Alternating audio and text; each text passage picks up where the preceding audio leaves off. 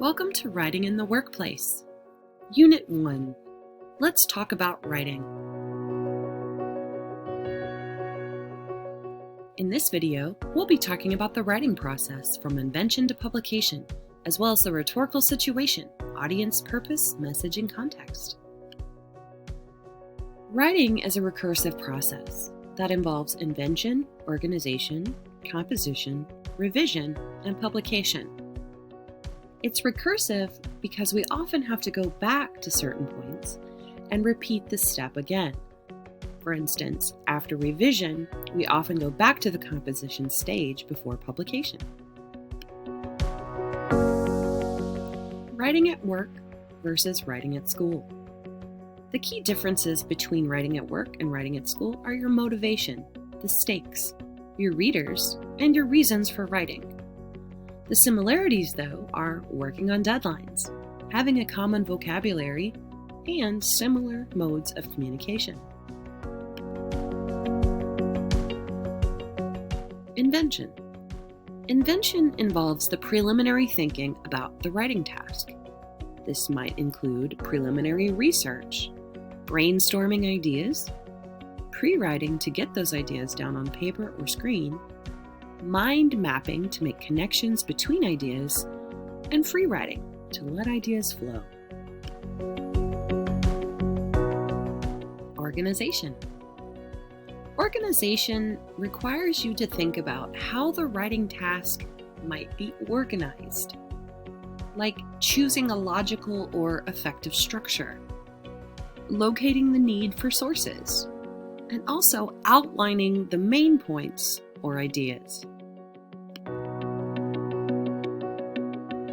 The composition stage is all about development.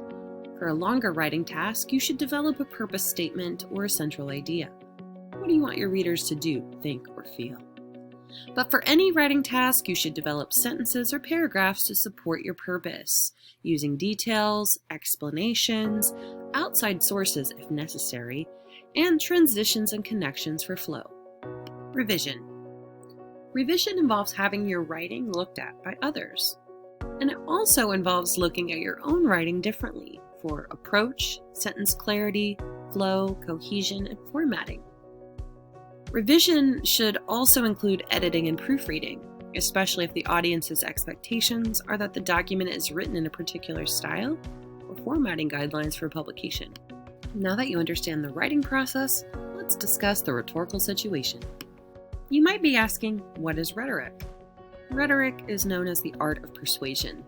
It's a classical term that brings to mind images of ancient Greek and Roman philosophers. That rhetoric is still studied. But rhetoric with a little r in everyday life involves all of the different ways that we make meaning. It's important for you to have rhetorical awareness or awareness of the many ways you can effectively convey meaning to whomever you're writing.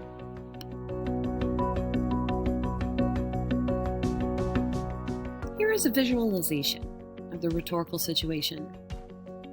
As you see, within the context or the occasion you're responding to, you see you, the writer, the audience, which is your reader, the purpose of the written communication, as well as the message of the written communication itself. Now let's take a look at the individual parts of the rhetorical situation. First, we have your message. Your message consists of the topic, main content, and information that you deliver to an audience.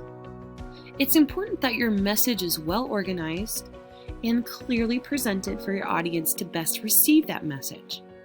Otherwise, your message can be lost and your rhetoric can be proved ineffective. Next is the context. And the context is the specific situation that is occurring. This is made up of 3 parts. First, the exigence, or the circumstance, condition, or occasion you're responding to. Second is the audience, or the recipients of the message. These people can help, act, or make a difference. This also tells you how to use your language. And finally, constraints. These are what limitations can affect the message. A little more about audience. Without an audience, your readers, there's nowhere for the message to go. Your audience is complex, so it's essential that you think about how best to appeal to them. You might consider their demographics, positions, experiences, knowledge, beliefs, and values in order to inform your language use. Knowing who your audience is will help you decide how much to explain concepts, jargon, or definitions. Finally, your purpose. Your purpose is what you hope to accomplish, whether that's to explain, persuade, argue, inform, educate, or advocate. Your purpose also relates to what you want your audience to do during and after they've read your writing. Having a purpose in mind can keep you focused on your goals as a writer. For longer projects, you might even have a purpose statement.